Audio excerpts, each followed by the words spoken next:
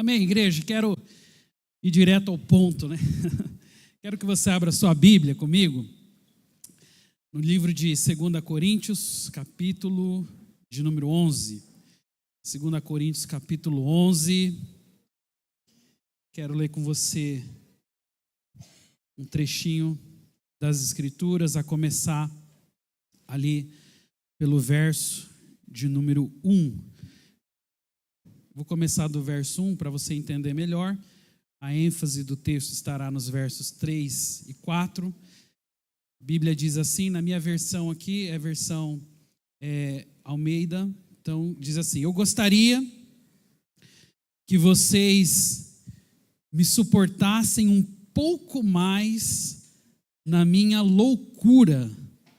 Portanto, suportem-me. Ali a versão NVI, deixa eu ver como é que está. Espero que vocês suportem um pouco mais da minha insensatez. Sim, por favor, sejam pacientes comigo. Essa versão está bem interessante também. Mas eu gosto de ver algumas marcas do ministério de Paulo, né? Paulo, ele tinha uma visão mais do que apenas de plantação de igreja. Ele tinha uma visão pastoral, ele tinha uma visão de cuidado de pessoas, onde ele sabia que boa parte das pessoas, tal como ele, enfrentariam desafios na vida.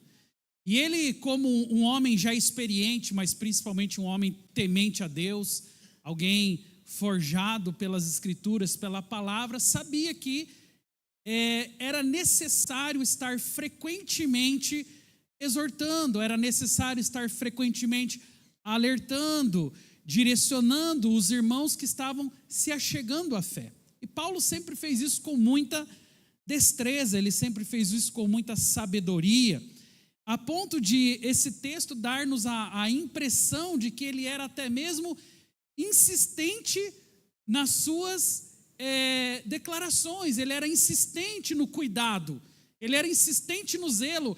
Veja que, de alguma maneira, é como se ele tivesse já meio que se desculpando, né, por aquilo que estava acontecendo. Então, aqui fica evidente, né, que ele tinha essa marca, né, que ele tinha essa característica de zelo. Então, ele fala só, é como se ele dissesse: me desculpe pela minha loucura, né, me desculpe pela minha insensatez como está, tenha um pouco mais de paciência comigo, ele está dizendo.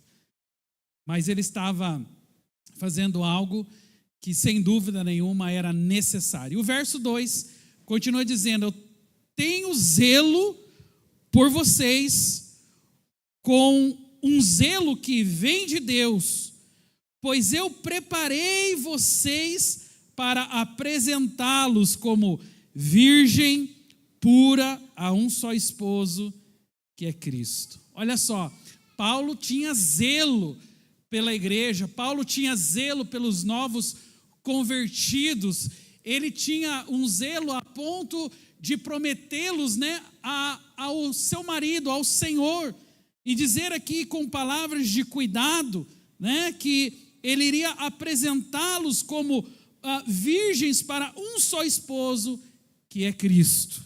E essa característica, sem dúvida, é uma característica de liderança, é uma característica paternal, e Paulo tinha esse papel fundamental sobre a igreja.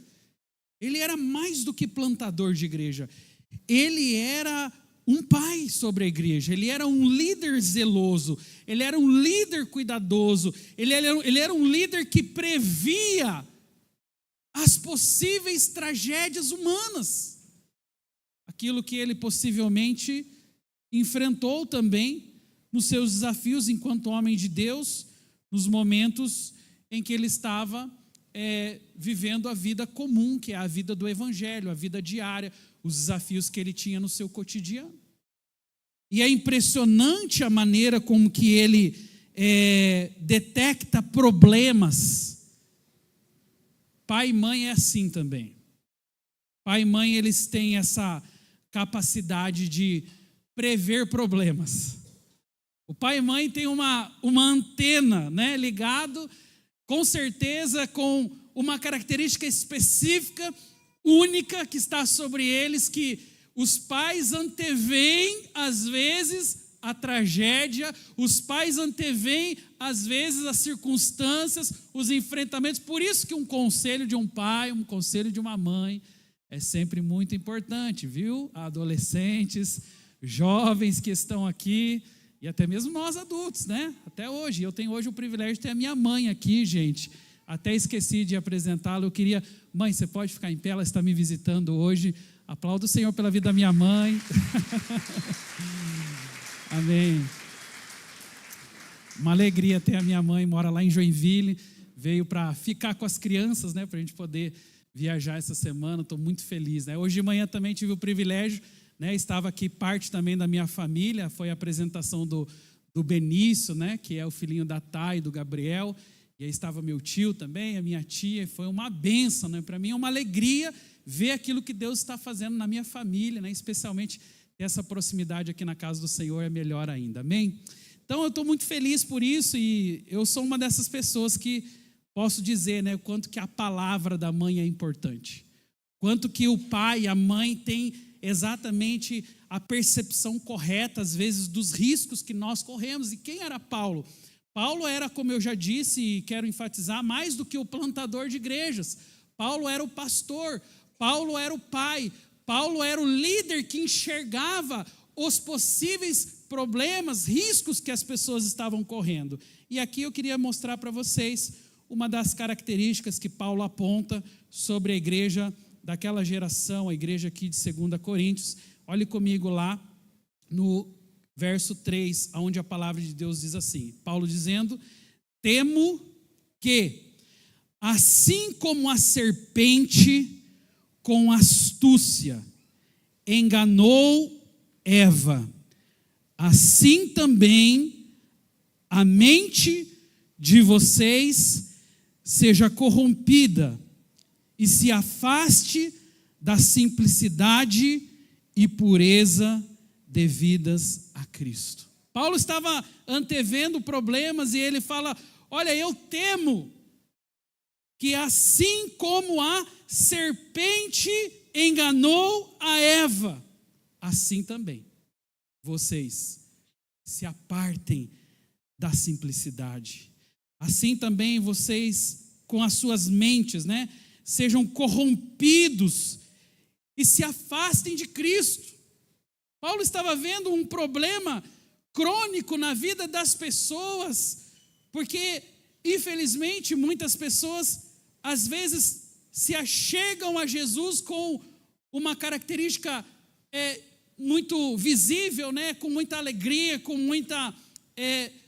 um desejo grande de avançar, mas alguns, às vezes, já rapidamente começam a perder a sua fé, alguns já rapidamente começam a perder a alegria de viver a fé cristã, e eles vão esfriando, e eles vão começando a deixar de lado valores, princípios, e Paulo já sabia dessas características, e é por isso que ele fala: olha, eu temo que assim como a serpente. Quem é a serpente, gente? A serpente é a figura de Satanás, é o diabo. Então ele está dizendo, assim como o diabo enganou, e esse é o ponto da nossa ênfase no texto, enganou, porque é a mesma situação que ocorre nos nossos dias, o mesmo engano que a serpente provocou lá há um pouco mais de 2000 anos atrás, é o mesmo engano que ela vem aplicando nos dias de hoje. Só que eu diria que até de um modo até muito mais sofisticado.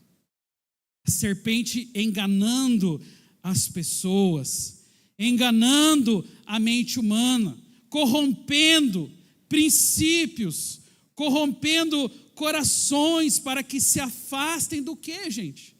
Da pureza do Evangelho, da simplicidade do Evangelho. O trabalho de Satanás é exatamente esse: é fazer com que pessoas se afastem da pureza, da simplicidade, das características mais peculiares do Evangelho, do amor, que muitas vezes acaba se esfriando, da oração, da comunhão. Preste atenção, o diabo, ele é sagaz. E ele, nesse sentido, faz com que muitas pessoas sejam enganadas. Paulo, como eu disse, era um pai. E estava prevendo momentos de frieza espiritual. E é por isso que ele fala: temo que vocês se afastem. Todo líder, todo pai, toda pessoa bem intencionada tem esse temor no seu coração. Nós tememos que as pessoas sejam enganadas, porque o engano, ele pode ser feito de uma forma tão sutil e às vezes tão imperceptível, que as pessoas, mesmo supostamente frequentando igrejas, mesmo supostamente se declarando na sua fé, mesmo supostamente tendo, uma religião, ainda assim essas pessoas se tornam vulneráveis a ponto de serem enganadas. Paulo não estava falando sobre os ímpios. Paulo estava falando sobre a igreja. E acredite, mesmo crentes, mesmo a igreja do Senhor, ela ainda é enganada. A igreja do Senhor, os cristãos da nossa geração, ainda são enganados.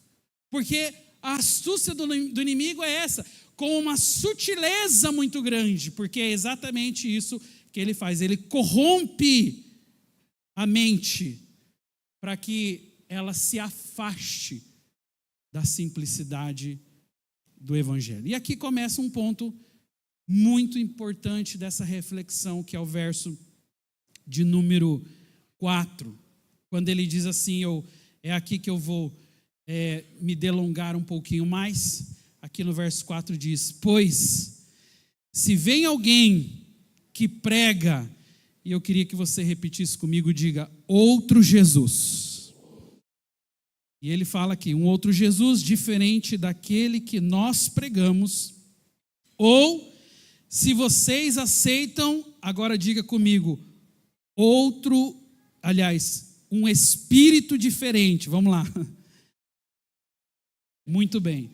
Daquele que já receberam, ou um evangelho diferente, diga evangelho diferente. Daquele que vocês já aceitaram. Então, olha só, 3 características visíveis aqui nesse texto.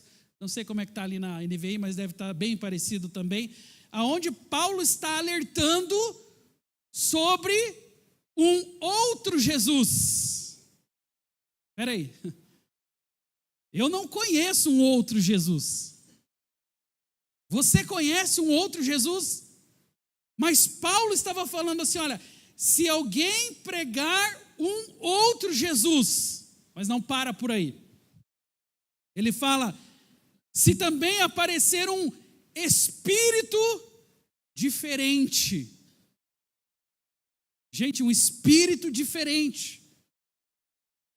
Um espírito diferente, ele é um espírito que não provém de Deus. E ele finaliza ainda falando sobre um outro evangelho. Olha só isso. É possível que na nossa geração, pessoas também, como na geração em que Paulo escreveu exatamente esse texto, na nossa geração também, é possível que pessoas estejam vivendo um outro evangelho. Diante de um espírito diferente e um outro Jesus. Pare para pensar que isso é realmente algo que deveria despertar a nossa vida, chamar a nossa atenção. Como é possível ter um outro Jesus, diferente daquele que você talvez imaginou, idealizou, daquele que você talvez viu e viveu ao longo de sua vida, um outro espírito diferente daquele que está sobre você, o Espírito Santo, um outro evangelho diferente daquele que outrora nos libertou do império das trevas, do cativeiro da morte. Tudo isso é possível. E eu estava essa semana vendo um post no Instagram do pastor JB Carvalho, e foi ali que o Senhor me levou a pensar mais profundamente sobre esse assunto e refletir um pouquinho mais. Ele estava falando sobre uma característica da nossa geração, e ele fez uma comparação daquela frase, né, do filósofo René Descartes, onde ele ficou até conhecido por essa frase, né, que é penso, logo existo.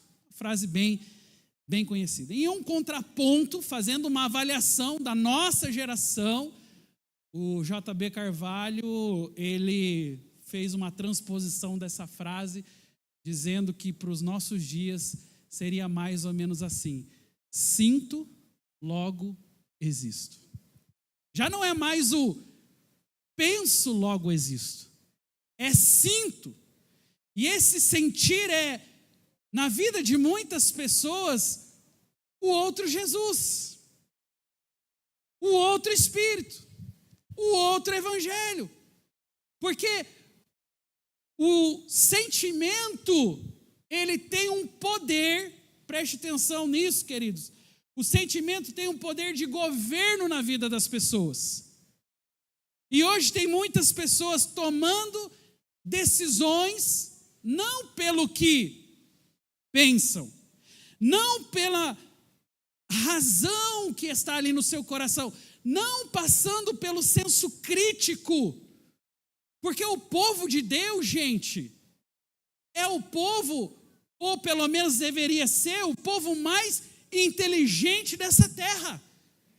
Olhe lá para os nossos antepassados, pegue, por exemplo, a história de Daniel, quando Nabucodonosor invade Jerusalém, e ele vê que ali estavam as mentes pensantes daquela geração, e eram homens de Deus, e é por isso que ele rapidamente sequestra aqueles homens, aquelas mentes brilhantes, para os palácios da Babilônia, porque ele queria ter, obviamente, ao seu dispor as mentes mais inteligentes, porque essa é uma característica do povo de Deus. Só que o tempo foi passando e o cristianismo foi amolecendo em muitos sentidos e começou a produzir um tipo de cristão muito mais sentimental do que um cristão que passa as características da vida pelo crivo da sua razão. E aí, infelizmente, cristianismo e até, eu posso dizer até mesmo, alguns cristãos são sinônimo de ignorância para a sociedade. As pessoas não respeitam mais o povo de Deus, porque o povo de Deus se sentimentalizou. O povo de Deus deixou de lado a preciosidade das Escrituras, da palavra de Deus, para poder dar lugar aos seus sentimentos, para permitir que somente as coisas que movem a sua emoção é que tenham lugar na sua agenda, na sua vida. E eu queria compartilhar com vocês alguns outros pontos dessa mensagem. E o primeiro delas é dizer para você que sentimento, diga comigo assim, sentimento não é bússola para a minha vida. Então, guarde isso no seu coração. Sentimento não é bússola, ou seja, não é o sentimento que aponta a direção. E às vezes a gente cai exatamente nesse engano, por isso Paulo está dizendo: temo que assim como a serpente enganou a Eva lá no jardim, vocês também sejam enganados. Como?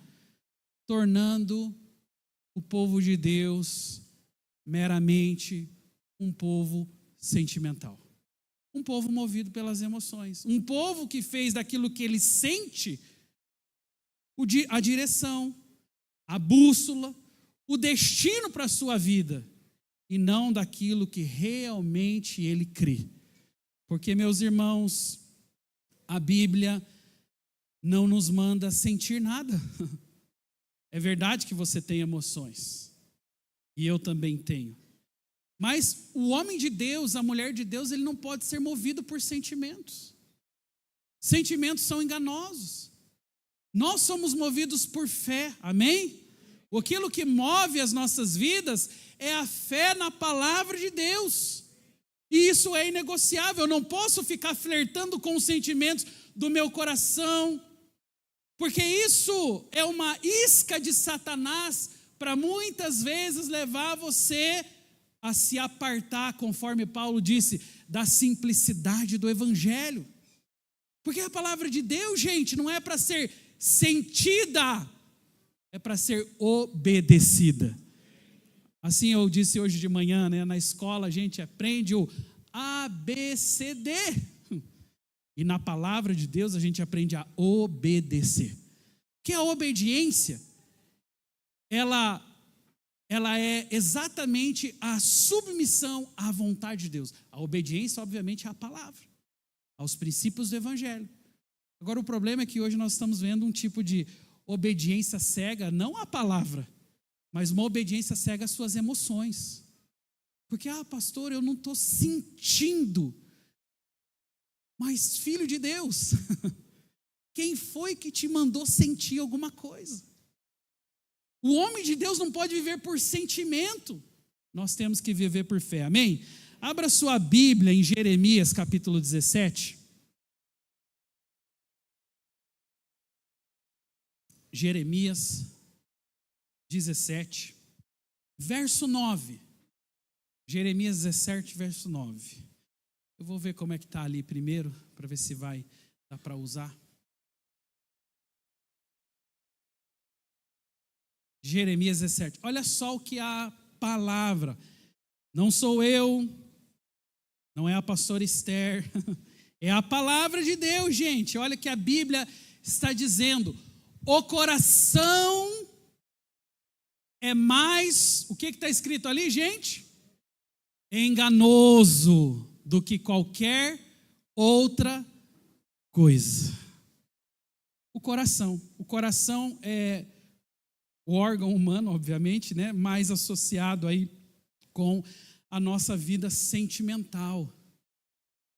Só que o que a Bíblia está dizendo é que o coração... Obrigado, Marcelo, tá um pouquinho quente aqui em cima, gente. Eu pedi aqui para dar uma secada na testa. Mas o que a Bíblia está dizendo aqui é que o coração que é responsável, né, pelo menos tecnicamente aqui, pelos sentimentos. A Bíblia está dizendo assim: o coração humano, ele é enganoso. Tem um engano sobre o nosso sentimento.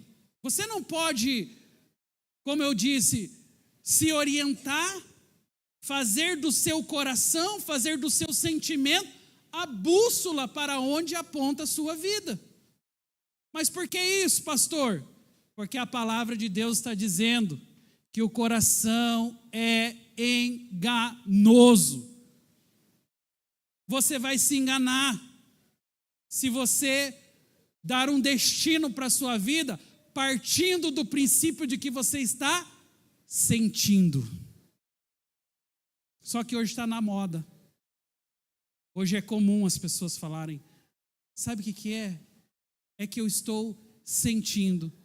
Sabe o que é? É que eu não estou sentindo. Então, o sentimento, pasme você, para crentes, se tornou um lugar de direcionamento. As pessoas definem a sua vida a partir daquilo que elas estão sentindo, e não a partir daquilo que o Senhor, através da sua palavra, está falando a eles.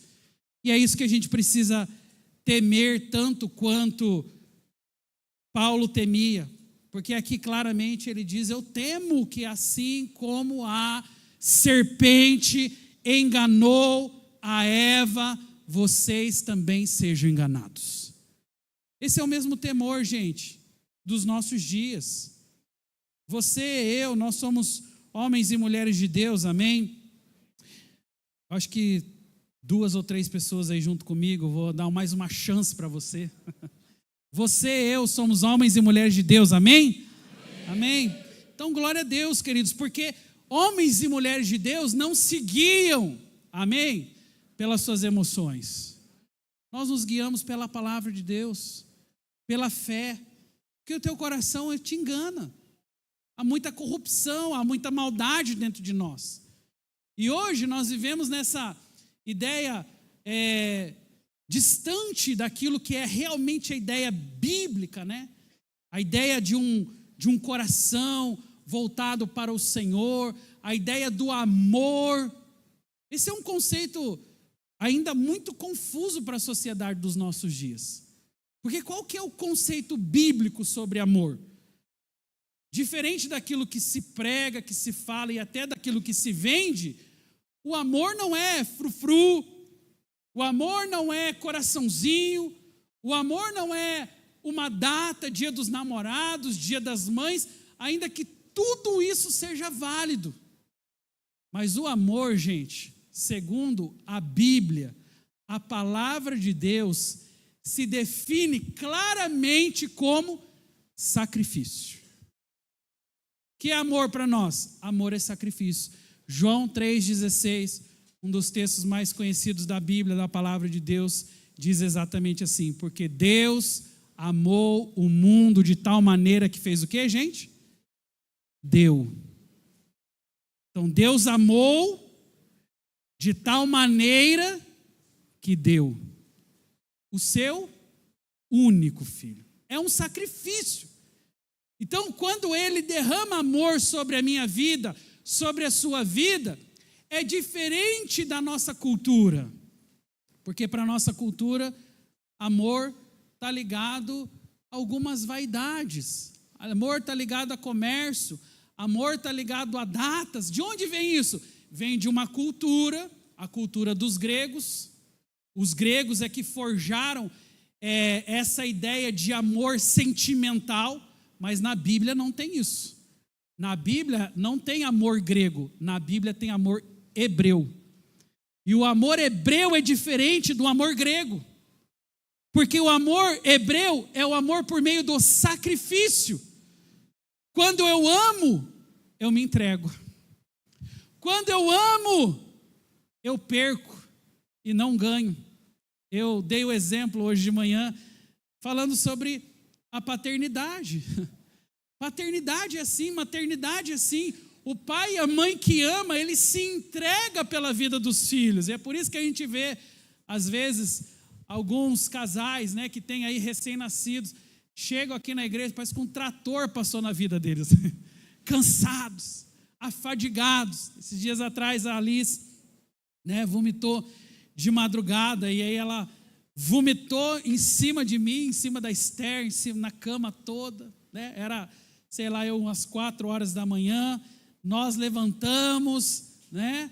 A vontade era, sei lá, tomar um banho e ir para um quarto, terminar a minha noite de sono, mas eu sabia, né? Enquanto a Esther dá banho na Liz, eu tenho que tirar a roupa de cama, eu tenho que colocar de novo, né?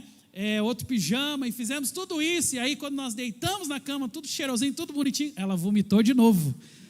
Aí eu falei, Senhor, é nessa hora que a gente vê que é só o amor mesmo para suportar, às vezes, momentos como esse.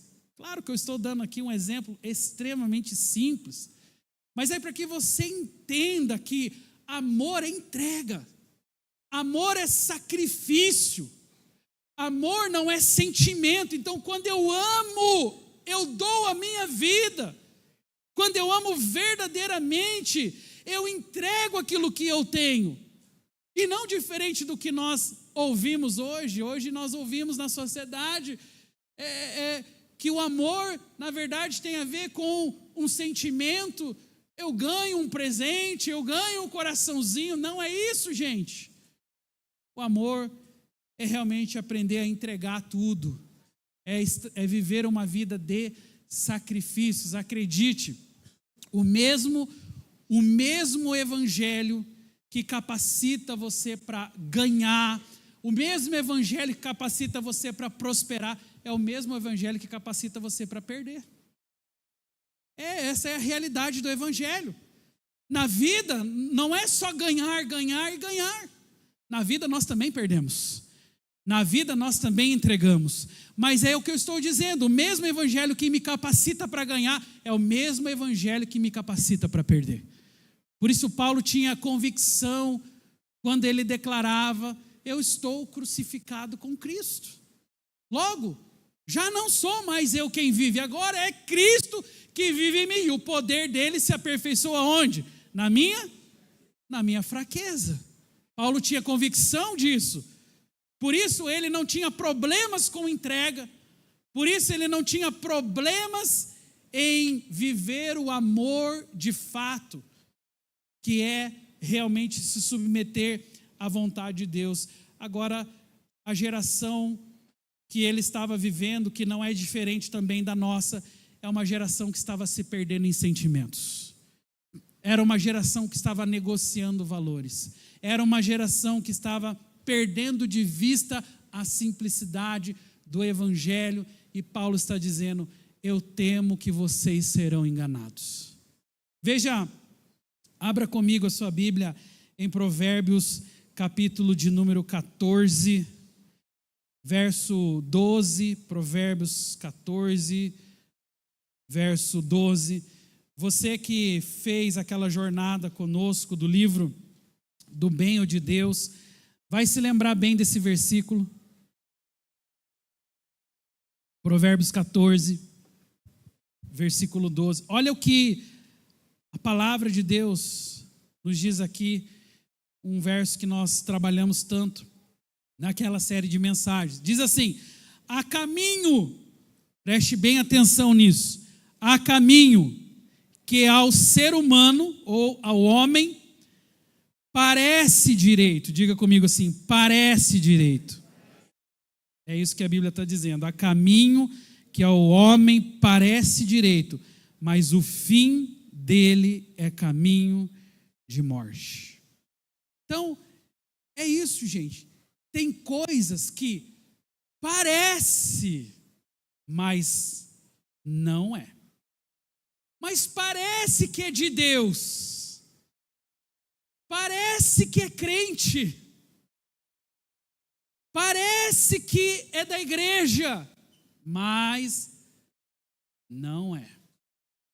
Tem gente que parece, mas não é. Tem circunstância que parece, mas não é. E como que a gente sabe disso? A gente sabe disso porque muitas vezes o que nós enxergamos na vida social, de modo especial falando exatamente do povo de Deus, porque é assim que Paulo estava tratando, é uma leviandade com relação aos seus compromissos. Uma leviandade com relação às suas responsabilidades. Uma leviandade com relação aos projetos que se voltam para o reino de Deus. Tudo em função do quê? Do sentimento. Porque se eu estou sentindo, eu faço. Se eu não estou sentindo, eu não faço. Se eu estou sentindo, eu obedeço. Se eu não estou sentindo, eu não obedeço. Se eu estou sentindo, eu leio a Bíblia. Se eu não estou sentindo, eu não leio a Bíblia. Se eu estou sentindo, eu adoro o Senhor. Mas se eu não estou sentindo, eu não adoro o Senhor. Eu gosto do salmista Davi. E em um dos salmos, ele fala para ele mesmo. É aquela conversa que você tem com você mesmo. E ele fala assim: por que estás abatida, ó minha alma? Ele estava detectando ali uma fragilidade da alma dele. Ele estava detectando que a alma dele, porque a alma é assim, gente, diferente do espírito. A alma, ela oscila. O espírito não. Mas nós somos seres almáticos, portanto somos seres também emocionais. E as nossas emoções oscilam. E aí, olha só como que Deus dá graça, como que Deus dá inteligência, como que Deus dá sabedoria para homens e mulheres convictos com um coração no lugar certo. Ele detectou um problema na sua alma. E ele fala: por que estás abatida, ó minha alma? É aquele dia, talvez, que você acorda e você não está muito afim de viver a vida. Tem algum dia assim? Não vai falar todos os dias, né? Mas é aquele dia que nem para louvar você está muito disposto. Você está meio cansado, você está fragilizado, você está passando por um momento de lutas, por um momento difícil. Até para levantar a mão e adorar o Senhor está difícil. Veja como que o salmista é tão humano quanto eu e você. Porque ele detectou isso no seu coração. Porque estás abatida. A alma dele não queria adorar. Talvez você seja assim como eu também sou. Com a diferença que se você falar assim, hoje eu não vou na igreja, eu não posso falar a mesma coisa. Até queria. Mas, às vezes, gente, nós estamos aqui na hora de louvar, na hora de adorar. Você pode até estar com o teu coração preocupado, ansioso, angustiado, porque assim também o salmista estava. Mas qual é a sequência do texto? Depois de detectar porque estás abatida, ó minha alma, porque te perturbas dentro de mim, ele dá uma ordem para a alma dele. E ele fala assim: alma, louva ao Senhor. Só eu que escutei essa palavra? Alma, louva ao Senhor. E é isso que nós temos que fazer, irmãos. Se o salmista fosse sentimental, o que ele ia fazer? Acho que eu vou na farmácia comprar um Rivotril e vou me entregar de vez. Mas não, cara.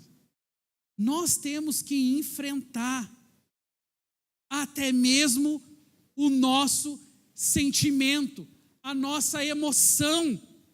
Você não pode permitir que a bússola da sua vida espiritual seja o seu coração, porque ele é enganoso, ele é corrupto, porque ele vai tender para o lado sentimental e não para a razão, não para a fé. Por isso ele diz: alma, está perturbada, está cansada, está frustrada, está decepcionada, seja lá o que for, louva o Senhor, não pare, não desista, não desanime. Agora o crente que é movido por sentimento, ele tem sempre argumentos para dizer: eu não estou sentindo, eu não quero, eu não vou, eu não faço, eu vou lá gastar tempo, eu tenho tanta coisa para fazer na minha vida, eu tenho tantos problemas para resolver, e ele vai sempre secundarizando o Evangelho, a palavra de Deus. Ele vai sempre deixando, a hora que eu estiver com vontade, eu leio a Bíblia. A hora que eu estiver com vontade, eu oro. A hora que eu tiver vontade, eu vou na igreja. Ok? Então entenda que se você é dessas pessoas, o governo da sua vida está no teu sentimento. Portanto, você corre risco. Porque o governo da nossa vida não pode ser nosso desejo, nem a nossa vontade, nem a nossa emoção. Tem que ser a nossa fé. O Senhor mandou, o Senhor disse, o Senhor declarou. Homens e mulheres de Deus são assim. Por que nós nos movemos? Porque nós temos uma palavra de Deus. Porque o Senhor um dia disse. E quando o Senhor declara, nós precisamos levar a sério a palavra de Deus. E não emocionalizar tudo em nossa vida, porque se você faz isso, o diabo sabe, ele pega exatamente pessoas vulneráveis assim, vulneráveis espiritualmente, pessoas sentimentalizadas, pessoas que se movem por sentimentos e não pela sua própria fé. Mateus capítulo 15, verso 19, se você puder ir abrir rapidamente também, Mateus 15, verso 19. Olha o que a palavra diz nesse texto, Mateus 15, verso 19.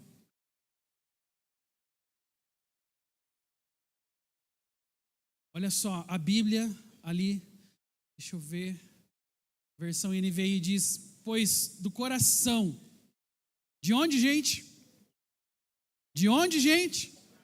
Do coração, olha só, do coração saem os maus pensamentos, homicídio, adultério, imoralidades sexuais, roubos, os falsos testemunhos e as calúnias. Veja que o texto da palavra de Deus é categórico em dar o endereço, em dar a fonte daquilo que muitas vezes destrói o homem de Deus, a mulher de Deus, destrói sociedades. Aonde é a fonte, gente? Coração. Por isso que aqui em Provérbios a declaração do texto é: o coração humano é enganoso e desesperadamente corrupto. Corrupto significa que ele vai se corromper, que algo vai corrompê-lo, seja uma palavra, seja uma oportunidade. E eu pergunto a você, você não precisa me responder, mas responda para você mesmo: teu coração está à venda? A sua vida está à venda? Porque é isso que o inimigo faz. Ele tenta corromper. Corromper o que, gente? A fonte. Lá onde nascem os problemas. No coração humano. Olha só, a Bíblia diz que é do coração que saem maus pensamentos, homicídio, adultério, imoralidade sexual, roubo, falsos testemunhos, calúnia. E ainda tem gente que confia no coração.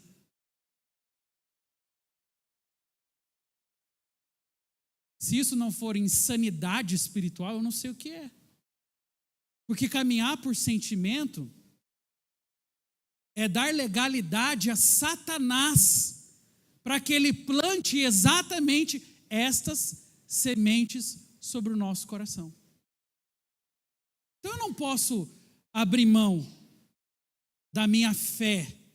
Eu não posso permitir que no trono do meu coração esteja algo tão vulnerável como o sentimento, gente. Porque hoje você está sentindo, mas amanhã você pode não estar mais sentindo. Então hoje você tem vontade de ir à igreja, mas domingo que vem você vai ter vontade? Pode ser que não. Pode ser que você fale: olha, aliás, hoje era um bom dia para você ficar em casa, hein? Mas glória a Deus porque você veio. Glória a Deus porque você venceu, né, os desafios. Mas eu não estou falando só sobre a igreja. É genérico isso, mas estou falando sobre tudo na nossa vida. Sabe, a tentação para ser e viver um tipo de vida sentimentalizada, onde a minha vontade está no centro e eu só faço aquilo que eu quero, aquilo que eu desejo. Veja, gente, isso não é cristianismo, porque cristianismo é renúncia. Cristianismo é olhar para a minha vida como Paulo olhou para a própria vida dele e dizer categoricamente: eu já estou crucificado com Cristo, logo já não sou mais eu quem vive. Então quem vive dentro de você? Quem vive dentro dos nossos corações? Agora lembrei o livro que eu estava tentando lembrar de manhã. Era o impostor que vive em mim. Brennan Manning, não lembro exatamente o nome do autor, mas era sobre isso que eu estava tentando de manhã. Quem estava aqui de manhã vai lembrar. Eu tentei lembrar o nome desse livro, porque foi um dos livros que me despertou para isso, para entender um pouco da minha inclinação carnal, porque dentro de cada um de nós tem um impostor. E é exatamente a esse lugar que o inimigo da nossa alma quer nos levar, a viver com máscaras, dando legalidade para esse impostor que está dentro de você, que é a nossa natureza carnal, que é a confiança errada nos nossos sentimentos, nas nossas emoções, fazendo disso o rei sobre a nossa vida, permitindo que a tua vida espiritual esteja em cima de uma plataforma tão vulnerável quanto o coração humano, que é corrupto, que é tendencioso, do qual, como vimos ali, fluem homicídios, adultério e tantas outras coisas que levam à maldade. Então, o resultado de tudo isso é um cristianismo. Pessoas que vivem assim, elas têm um cristianismo sem custo, uma fé sem morte, um discipulado sem renúncia. Se os nossos sentimentos, então, nunca contrariam a palavra de Deus, é porque, de alguma maneira, nós já nos acostumamos com o sentimento. Nós já nos acostumamos com o nosso próprio coração e começamos a imaginar um tipo de Deus. E aqui entra exatamente a leitura do texto de Coríntios que nós fizemos lá no início. Que aí a gente começa a projetar um outro Cristo, um outro Espírito, um outro Evangelho. Saia por aí perguntando quantas pessoas estão decepcionadas com a fé. Saia por aí perguntando quantas pessoas estão decepcionadas com a igreja. Eu conheço muitas pessoas, mas sabe, depois de um tempo, o que eu comecei a perceber, e esse texto talvez seja uma bela forma de nós entendermos isso, é que muitas pessoas que supostamente estão ali decepcionadas com a igreja, com o pastor, com Deus, na verdade eles estão decepcionados com um Jesus que eles criaram, com um evangelho que eles imaginaram. Porque aí eu vou lá, eu imagino que evangelho é assim, eu imagino que Jesus é assim, eu imagino que o Espírito de Deus é assim. E aí a galera, ao invés de contestar na palavra de Deus como ele verdadeiramente é, eles começam a imaginar. Eu não estou lembrado da frase exata, mas naquela série também do Bem de Deus, o John Bevere, ele faz lá uma diferença entre a unção revelada. Você lembra, Jana, ou não? Tinha, em comparação, alguém lembra, gente? A unção revelada e a unção compartilhada. Gente, aquele foi um dos pontos mais importantes para mim da leitura daquele livro. Tem gente que tem uma visão espiritual revelada. O que é revelada? Ela foi lá, ela leu, ela não entendeu. Ela leu, ela não entendeu. Aí ela leu, aí, de repente, isso acontece muito comigo. Eu imagino que isso acontece também com quem lê a Bíblia. De repente, aquela palavra, aquele versículo, aquela frase faz um sentido enorme. O nome disso, gente, unção revelada. Deus está revelando para você. Quando é revelado, não é terceirizado.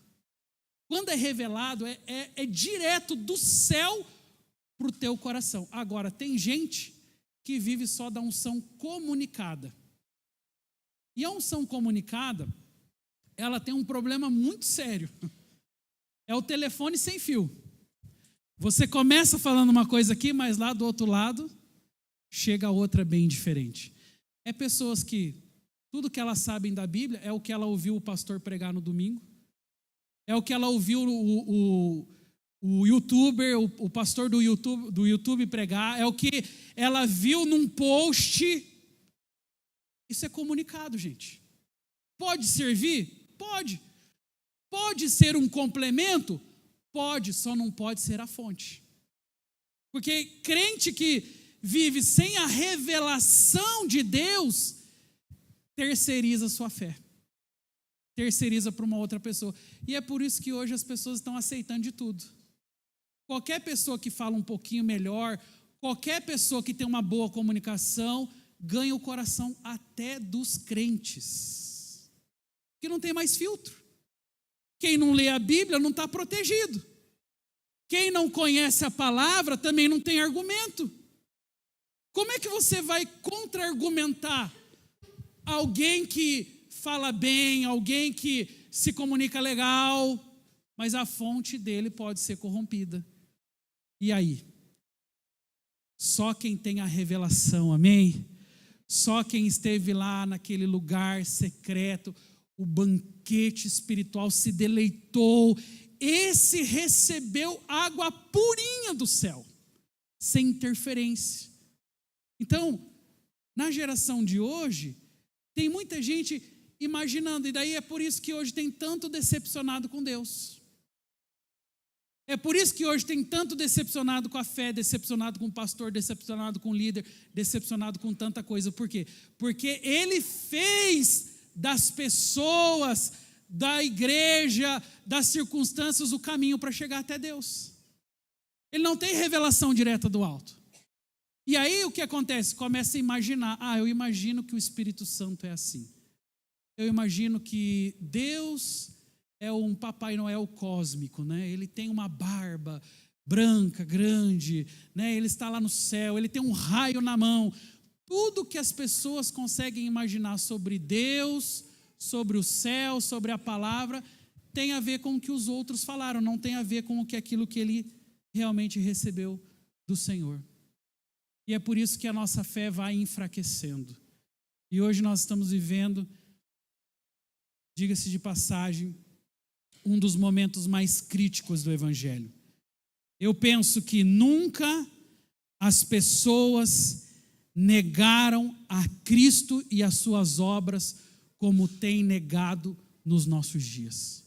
De uma forma sutil, com coisas lícitas. Não estão adorando a demônios, não estão se rebelando contra a fé, contra a palavra de Deus. Só que até mesmo, acredite nisso, até mesmo as coisas lícitas desse mundo, até mesmo aquilo que está no nosso dia a dia, tem um poder de tirar o nosso foco da palavra de Deus, dos princípios do Evangelho, porque eu posso dar uma boa desculpa, é pelo meu trabalho, pastor, é pela minha família, é que eu gosto, né? Eu gosto do esporte, é que eu gosto disso, daquilo. Então a gente tem sempre boas desculpas para negar a Deus, porque tudo começa assim, de uma forma sutil, né? O diabo, que é o inimigo das nossas almas, ele não escancara por sobre nós. Aliás, ele é hábil nisso. Então tudo que ele não quer ser é desmascarado. Por isso a sutileza é uma característica de Satanás. É o texto que nós lemos de Provérbios. Parece que é de Deus, mas não é. Parece que é verdade, mas é mentira. Parece, tudo aquilo que parece, mas que não é. Veja só, eu já estou terminando, inclusive pode vir para cá o pessoal do louvor, né? É quando você conhece a verdade, olha como é sério isso, gente. É quando você conhece a verdade, mas mesmo assim escolhe a mentira. Isso é negar o Senhor. Não tem outra forma de dizer isso a não ser dizer, isso é negar a Deus, isso é negar o Senhor, porque sabe que aquilo não pertence a Deus, mas mesmo assim permanece na mentira. É quando Deus diz não, mas eu falo, mas eu quero, mas eu desejo.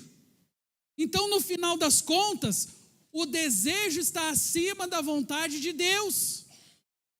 E nós temos que aprender que na vida espiritual tem perdas e ganhos. E eu creio que uma das maneiras de Deus forjar o nosso coração é muitas vezes mostrando para nós quem está no centro das decisões. Porque do contrário, quem está reinando não é o Senhor. Quem está governando não é o Senhor. Quem está reinando, quem está governando é o teu sentimento. Porque eu quero. Parece uma criança mimada. Parece alguém que nunca teve uma experiência com o Senhor. É quando eu coloco a minha autorrealização acima da glória de Cristo.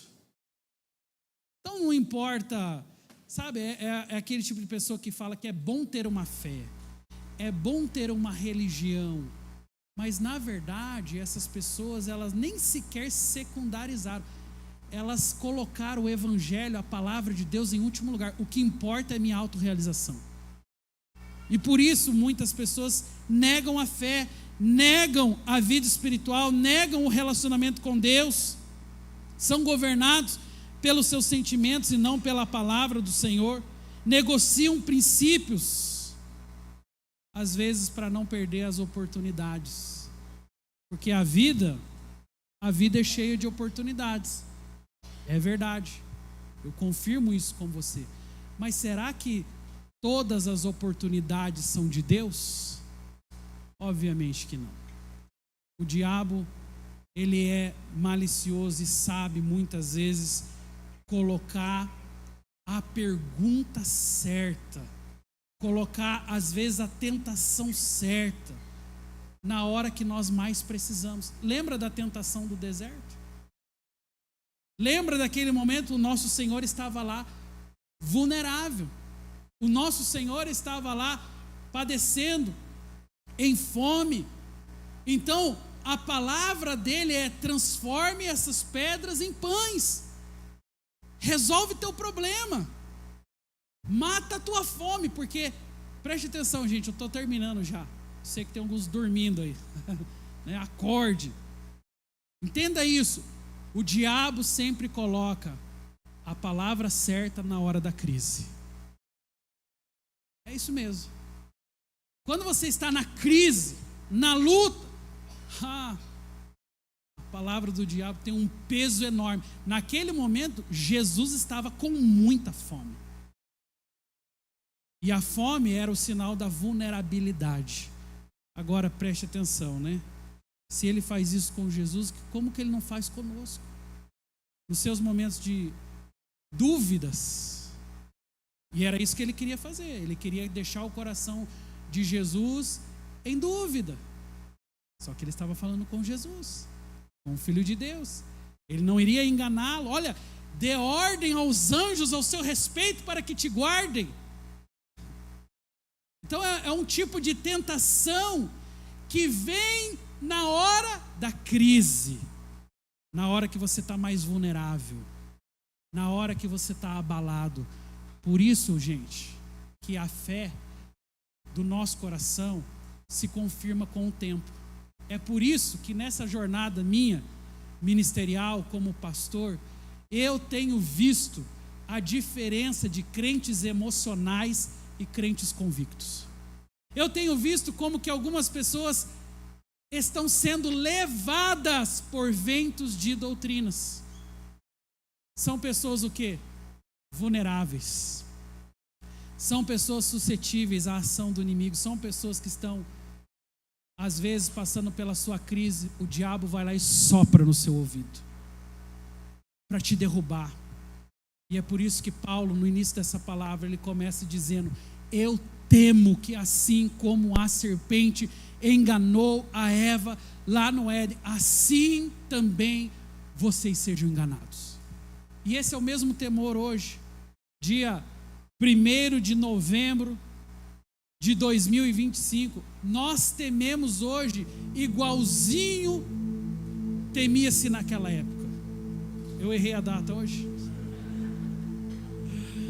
Ai, Senhor.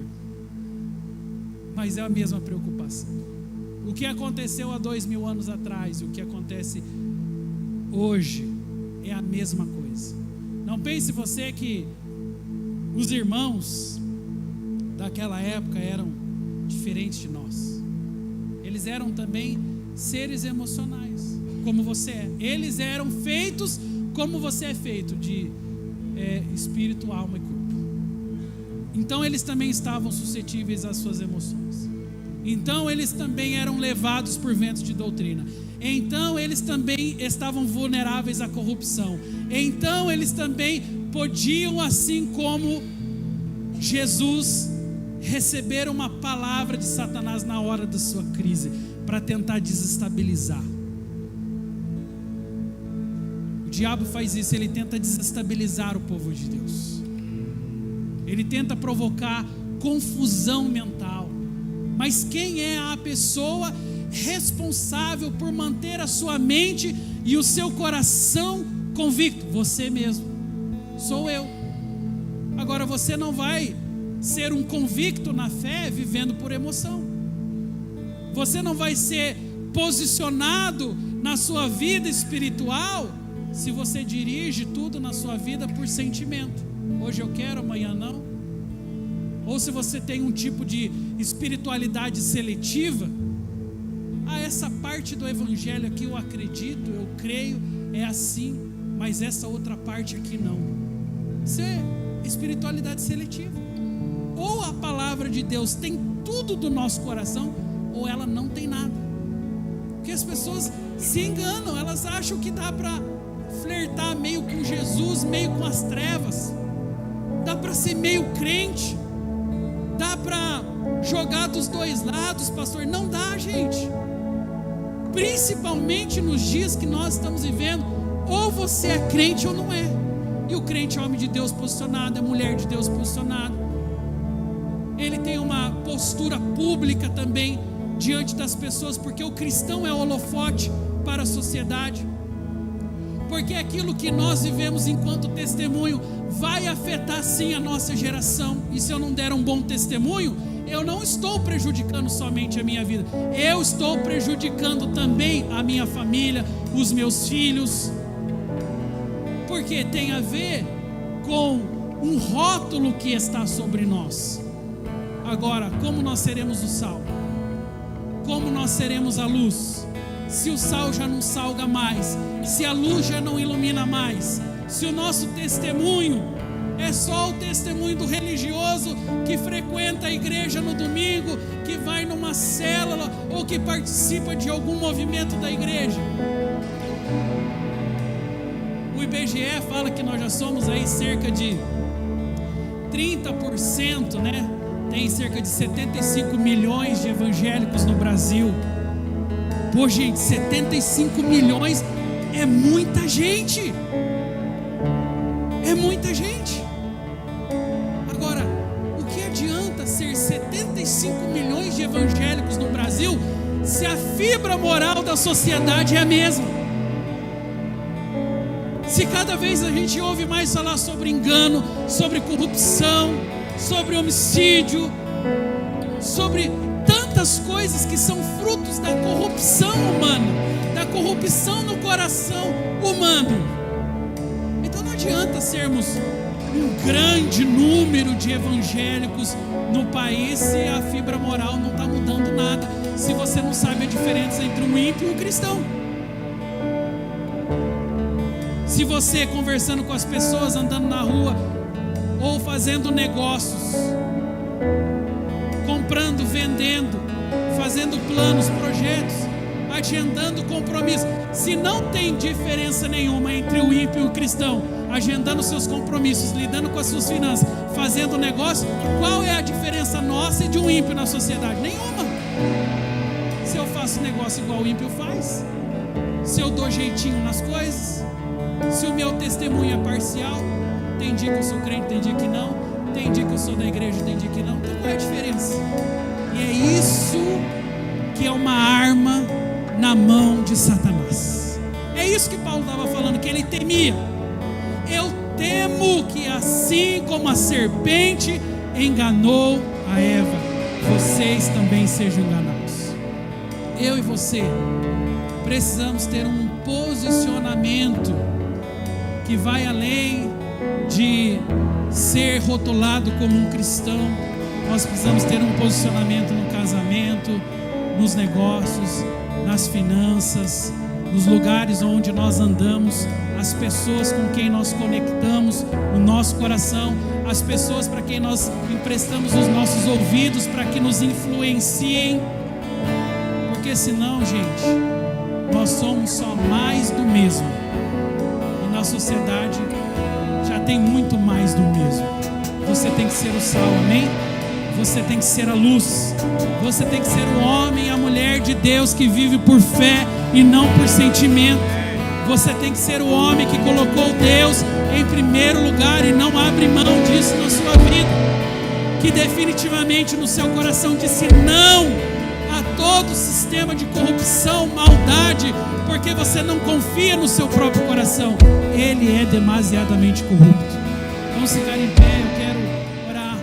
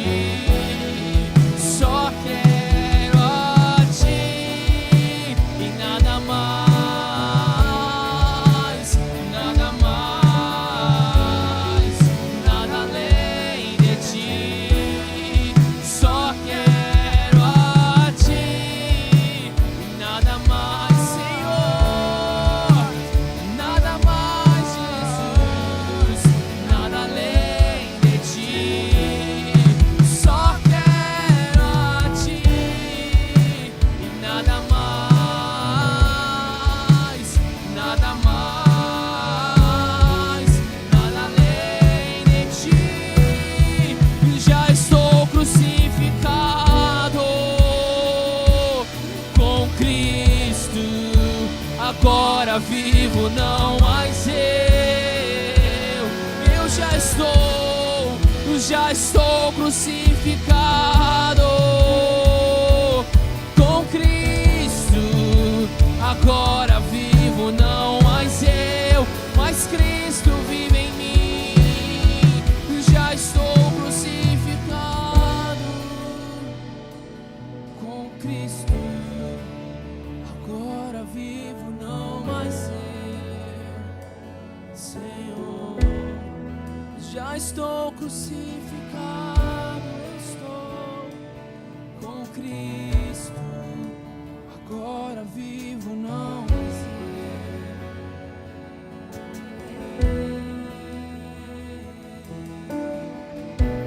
Um dos textos que o Senhor também me levou essa tarde, quando eu estava repensando um pouco dessa palavra, é o texto de Tito, capítulo 1, verso 16. Apenas escute o que esse texto diz. A Bíblia diz assim: afirmam que conhecem a Deus, mas o negam por meio daquilo que fazem, e é por isso que são abomináveis, desobedientes, reprovados para qualquer boa obra. Olha o que a Bíblia está dizendo e como é sério isso, porque a palavra está dizendo: afirmam que conhecem a Deus.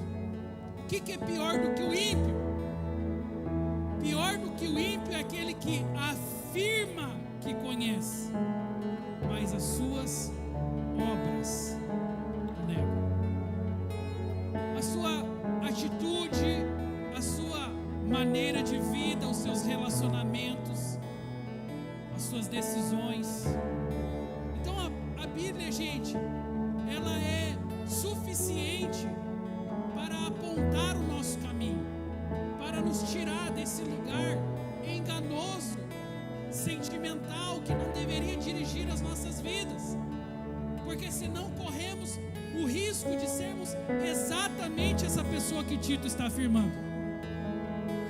Pessoas que supostamente conhecem a Deus, têm igreja, têm religião, frequentam cultos e missas, mas negam pelas suas obras o modo que vive, e isso faz com que o Senhor seja ferido. Eu estava lembrando hoje de manhã quando Davi peca, né, com Batseba. Foi um pecado grande aquilo que ele viveu, realmente era altamente destrutivo. Só que tem algo sobre aquele homem, porque não é à toa que a Bíblia fala que ele era um homem segundo o coração de Deus, porque o que ele fez foi horrível, foi digno de ser reprovado. Mas quando o profeta Natã aponta o dedo para ele, dizendo: foi você que cometeu esse adultério, quando ele entende isso, o que a Bíblia diz é que ele foi muito rápido em se arrepender, porque ele poderia ter gasto, e é o que eu vejo às vezes as pessoas fazendo, de uma forma tão equivocada. As pessoas, elas querem se justificar. Sabe o que é, pastor? Eu fiz isso por causa daquilo. Olha, eu agi dessa maneira porque daí eu fui pressionado.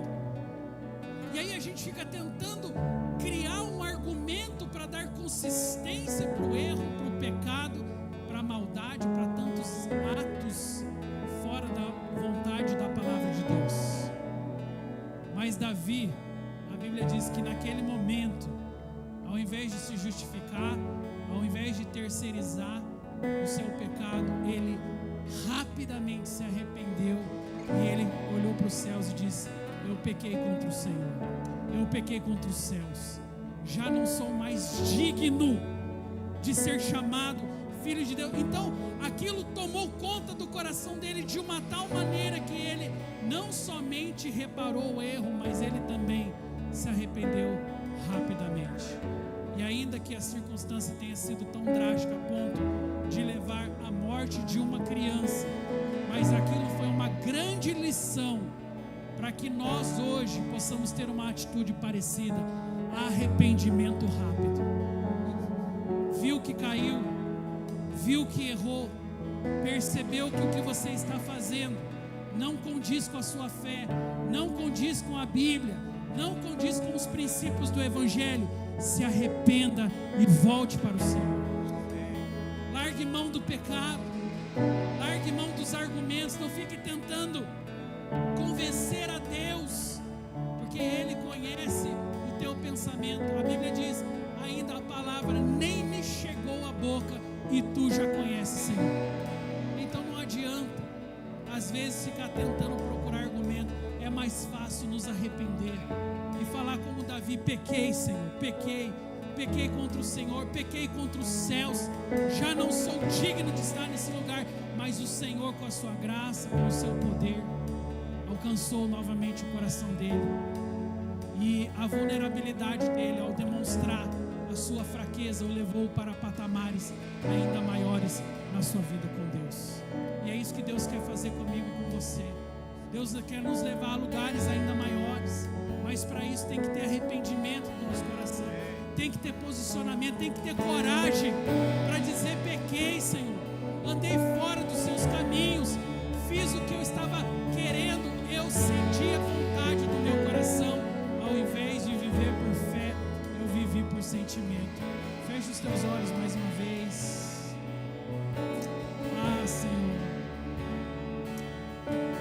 Oh, Pai, nós agora pedimos: Espírito Santo, vem sobre nós com o teu Espírito. Eu quero te convidar a ter um tempo de reflexão. Você não precisa responder para mim, só responda para você mesmo. Quem está governando a sua vida hoje? Quem é a bússola do seu coração? É a fé? É a palavra de Deus? Ou são os seus sentimentos? Ou são as suas vontades? Peça ao Espírito Santo agora para revelar isso ao seu coração. Faça um exercício agora, pedindo ao Senhor para que ajude você hoje a detectar aquelas características que o levam a viver de uma forma sentimental. Não deixe com que a graça do Senhor, o poder do Espírito Santo se aparte da sua vida. Seja hoje uma pessoa de fé, seja hoje uma pessoa posicionada, seja hoje alguém que, como Davi, se arrependeu para mudar definitivamente o rumo de sua vida. Aleluia, Senhor. Nada mais me satisfaz, nada mais me satisfaz.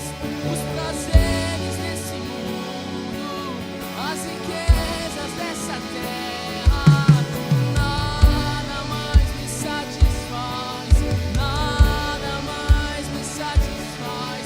Os prazeres desse mundo e as riquezas dessa terra, nada mais me satisfaz, nada mais me satisfaz. Eu me arrependo, uma vez que eu coloquei os meus olhos em ti, nada mais me satisfaz.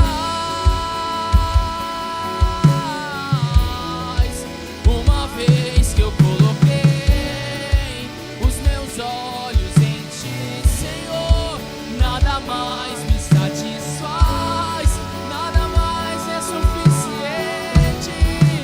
Uma vez que eu coloquei os meus olhos em ti, nada mais me satisfaz, nada mais. Uma vez que eu coloquei os meus olhos em ti, nada mais me satisfaz.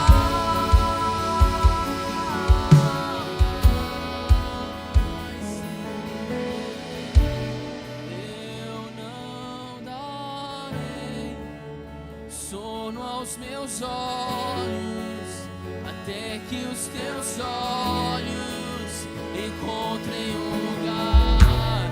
Eu não darei descanso as minhas pálpebras, até que eu seja esse lugar.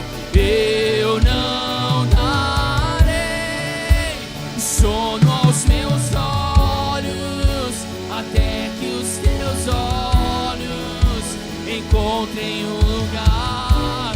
Eu não darei descanso às minhas pálpebras, até que eu seja esse lugar. Permita que o Espírito Santo agora fale com você, dirija a sua vida para um lugar de fé, para um lugar de inteireza de coração, um lugar onde caia por terra toda máscara, onde caia por terra todo engano, toda sutileza de Satanás, quando tenta ofuscar o brilho da glória de Deus sobre a sua vida. Quando muitas vezes o inimigo de sua alma tenta tirar de você esse lugar que é muito mais do que um lugar de frequentar, mas é um lugar da presença, é um lugar aonde a tua alma se deleita, aonde o teu espírito se conecta, esse lugar maravilhoso que é o lugar da presença de Deus, que é o lugar aonde o Senhor pode abundar com tanta graça, com tanta sabedoria, mas que muitas vezes está protegido por causa das nossas vontades, por causa do nosso sentimento, por causa das nossas decisões erradas, e o Senhor não consegue acessar esse lugar no nosso coração, porque eu preferi viver os desejos da minha carne, porque eu preferi dar lugar aos sentimentos, ao invés de dar lugar ao Senhor, que tem o poder sobre todas as coisas. Espírito Santo, revela essa noite, faz com que caia, Senhor, todas as escamas dos olhos, faz com que seja revelado hoje toda a artimanha do inimigo, faz com que seja hoje desmascarada toda a ação das trevas no coração, tudo aquilo que parece que é de Deus, tudo aquilo que parece que é bonito, tudo aquilo que parece que é espiritual, que caia por terra e dê lugar à verdade da palavra de Deus, então somente a tua verdade, Senhor, nada mais do que isso, que a tua palavra seja o centro, que a tua palavra seja a bússola, que a tua palavra seja o caminho, assim como o Senhor mesmo diz, que a palavra do Senhor é o caminho, é a verdade, é a vida sobre os nossos corações. Em nome de Jesus, em nome de Jesus, em nome de Jesus, amém, queridos. Dê um aplauso forte ao Senhor. Ah, Senhor, é em teu nome, Senhor, é em teu nome que nós oramos, em nome de Jesus, amém. Que o Senhor te abençoe. Minha oração é que você seja abençoado com muito discernimento para poder guiar o teu coração segundo a palavra de Deus e não segundo as suas emoções, amém? Tenha uma boa semana, cumprimenta aí quem está perto de você.